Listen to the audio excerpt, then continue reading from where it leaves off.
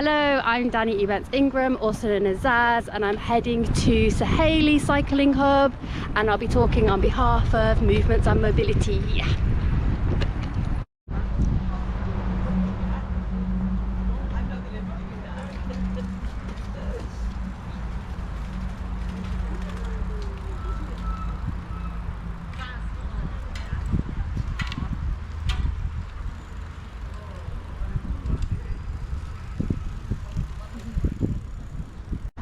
Hello, my name's Danni, also known as Zaz, and I'm here with Sähëlï Hub crew today.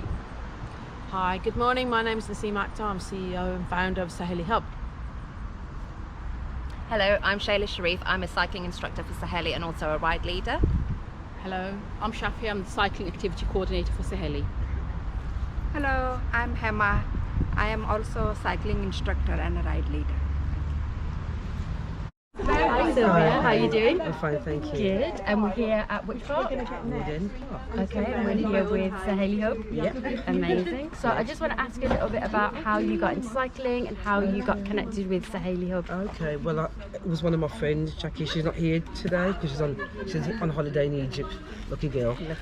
So she said, why don't you come cycling? Because I used to cycle years ago when I was much younger. And I've never cycled for a long while, and somebody gave me a bike because I work with the elderly. Somebody gave me a bike. I said, oh, I can ride the bike home, but I walked all the way home with the bike because my confidence wasn't there at all. Yeah. So Jackie said, why don't you join the cycling club where I go on a Saturday? So I started coming on a Tuesday because my confidence is really bad. So I started in the tennis courts, just riding around till I really built my confidence up. So I've been here just over a year now, and I thoroughly enjoy it. So my first question is, what inspired the founding of Sähëlï Hub? When I was a long time ago and growing up, I was always with the boys, but I just never got the opportunity or wasn't allowed to learn to ride a bike because I was growing up in a very kind of densely populated, car mad community. It was kind of seen as really unsafe, and so many of the girls didn't get an opportunity to learn to ride a bike, but the boys all did. And we thought, we need to change that, and so I started to teach. When I started to set up a young girls club in the community of Walsall Heath, one of the key things I set up was some skiing, canoeing, rock climbing, and learning how to ride a bike. And to my absolute amazement, I thought the next generation would have all the opportunities I didn't. And in the next generation of girls, they still didn't know how to ride a bike. So that's how I started to put in sessions and weeks of learning how to ride a bike, because I thought it was a really important skill. And then just by accident purely, I met Shafia at an event where she was teaching young kids, but she said, I really want to teach women. And so I kind of joked with her that I'll find the money, you do the teaching. And then Shafi got involved, and we started to deliver it ad hoc whenever I got a bit of money, and she volunteered a lot of her time as well. And so we started to teach women how to ride a bike, and it was just such an amazing opportunity to get women out, getting physically active, but more importantly, learning how to ride a bike, which is a life skill. And in the long run, we need more and more women and the community on bikes in densely populated, polluted areas like ours that we're growing up in.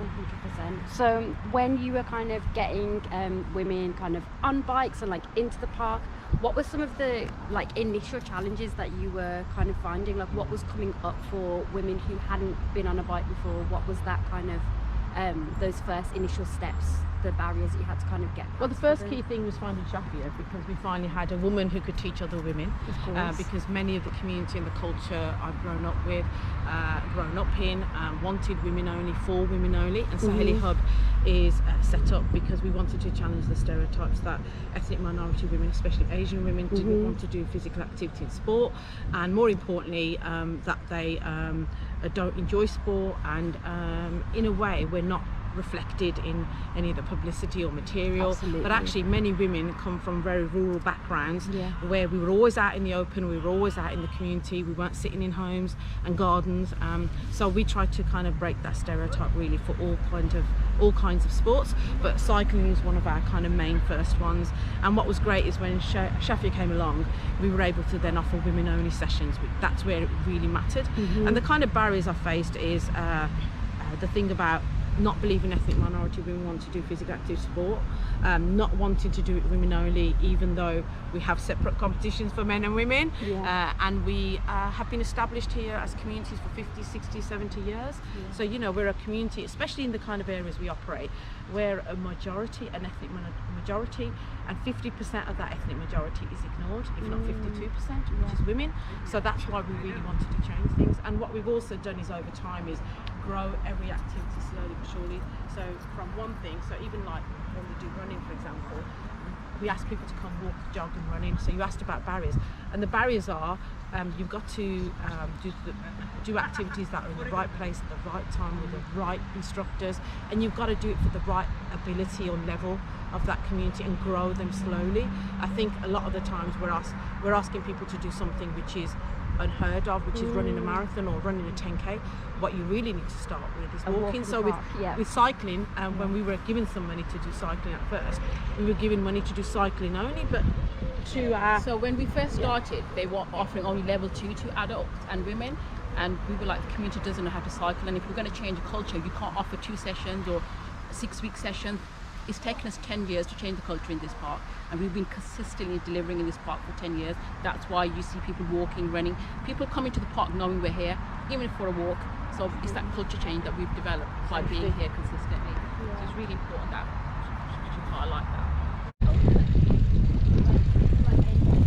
She's just like, oh, this is like my job.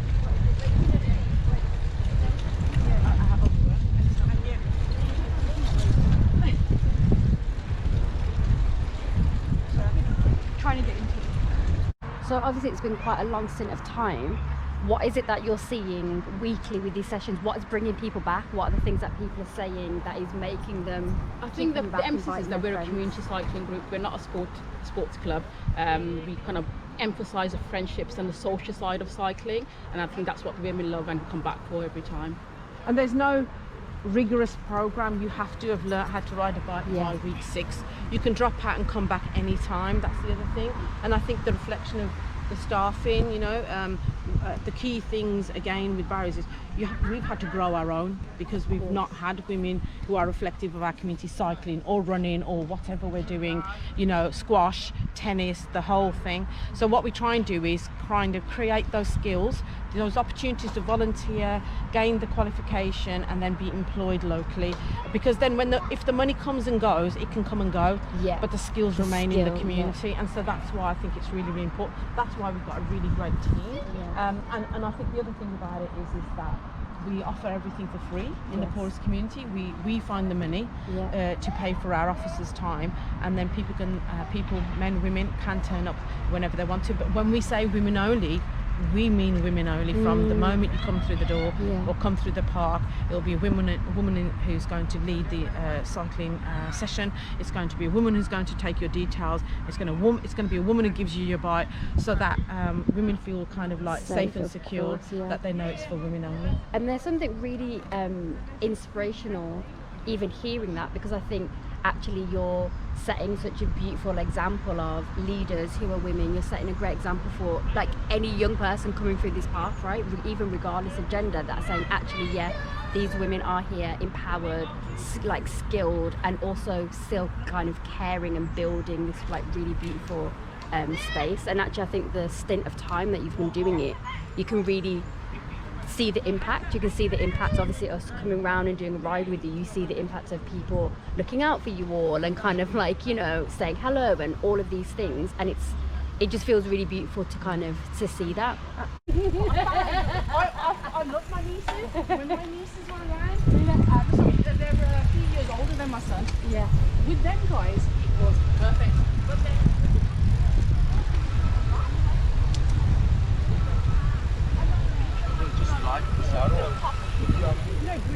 I don't bring it up yet, but obviously everything takes a lot of time. My sister's in the corner. Go around. Cycling is dominated by men over a certain age, clad in lycra. It has this reputation, and so we were there to kind of break that stereotype. And when we do running, we're usually, you know, one in about 500, but in cycling we were probably 1 in 1,000. You know, because there was only one of us to every 1,000, because it's 25,000 people and there's only 25 of us, and we didn't see anybody else who was reflective of our community at the ride on that day. And so you know, we're encouraging more and more women to participate and get engaged.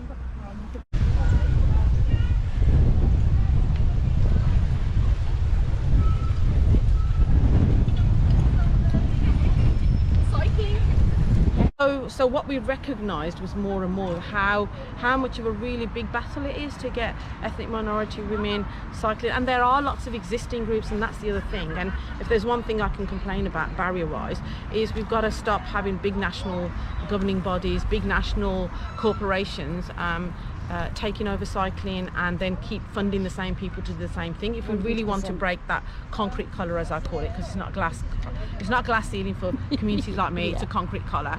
If we want to break that concrete collar, then we have to start looking at who has actually got that reach, who is making that difference, who is on a day-to-day basis delivering, and that's who we really need to start to funding. And you know, organisations, groups like ours exist across all the cities in the country. Absolutely, and that actually leads me on to like my next question.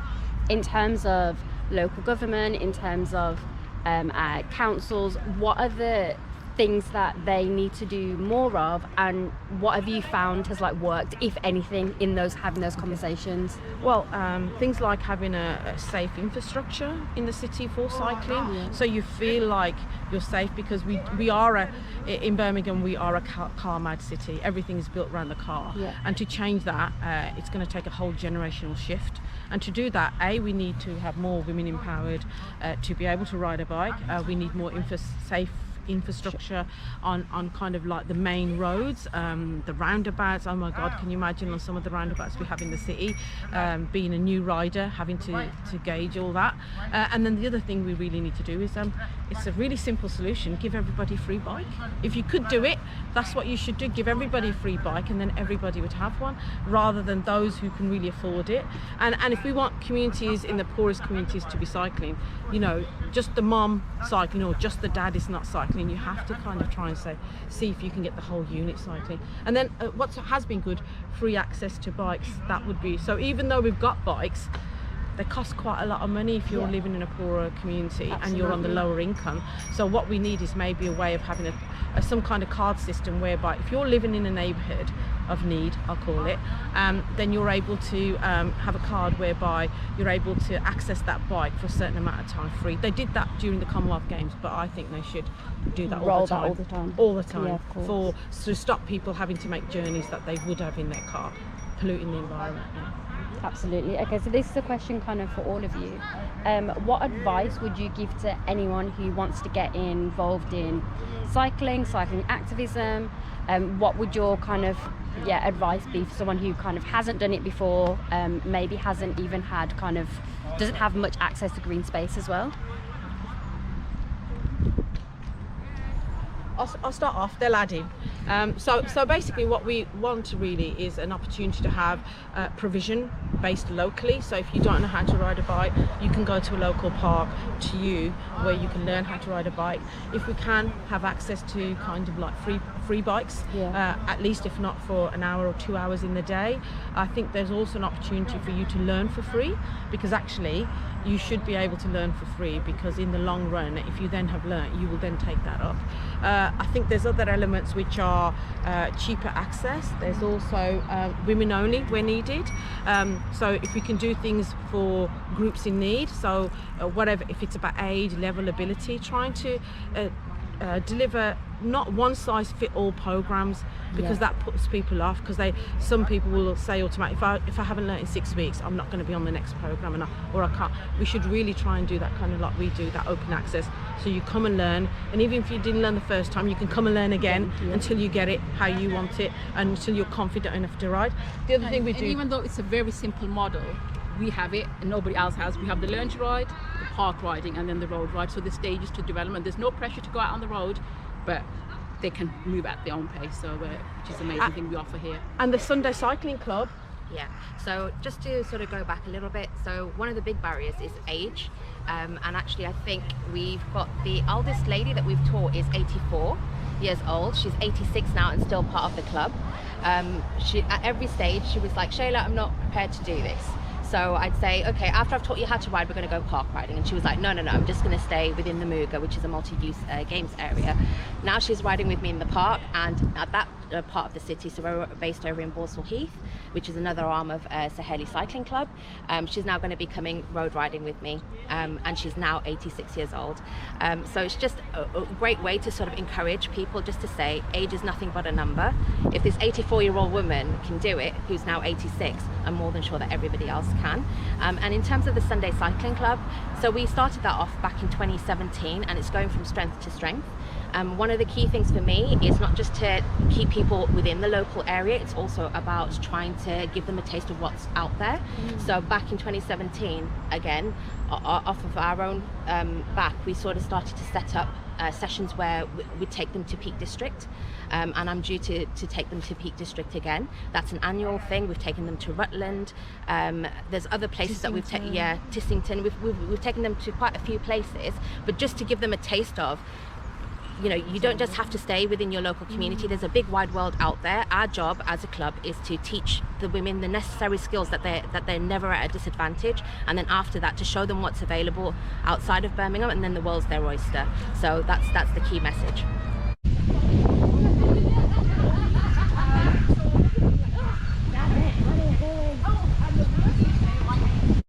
Really, I love it. I enjoy it, and obviously meeting all the other ladies. And I remember one time I was right, because I'm a counsellor, so riding around, there's one lady, and we just started talking. She just started telling me about their problems. So I was like, well, this is good.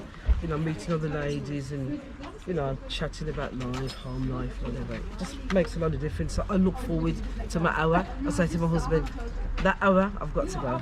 Yes, it's an hour of community time. It's an hour of like active movement as well. Yeah, definitely for me it is, yeah.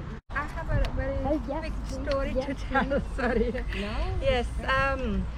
I love cycling so much. When we were little, we didn't have money, very little money. So we used to walk 1 hour to the cycling shop where they used to hire a bike. And used to 1 hour, we were only little, and about 1 rupee or something. And then we used to go there walking, hire a bike, ride it for 1 hour, and then take it back. If it's over an hour, they used to charge us extra, and we didn't have that money. So we had that much struggle, but we really wanted to learn bike, my sister and I. We had a lot of fall, but still we didn't give up. So now that Sähëlï has given me that opportunity to live that dream all over again. So I'm really thankful, everyone. I'm really grateful for that. And you're being able to give people that dream and then, too. Yeah, so not just ride, given me this job, which I mean, I pray every day to God. Thank you for that. But you're a great team. And now, I mean, having a little bit difficulty, we were riding, but these lot of women didn't have a chance to ride when they were little. I mean, I did, but then I have started, like I said, after 35 years. So people do, when they come here, they'll eyes lit up. They want to go into that bike. They'll think, can I ever able to ride the bike like you do? So then we say, yes, why not? Everyone can. And then they do ride. Then they come on bike, and then that smile you never forget when they start to pedal. Thank you so much for speaking to us. Thank you so much. It's been really amazing coming around with us today as well.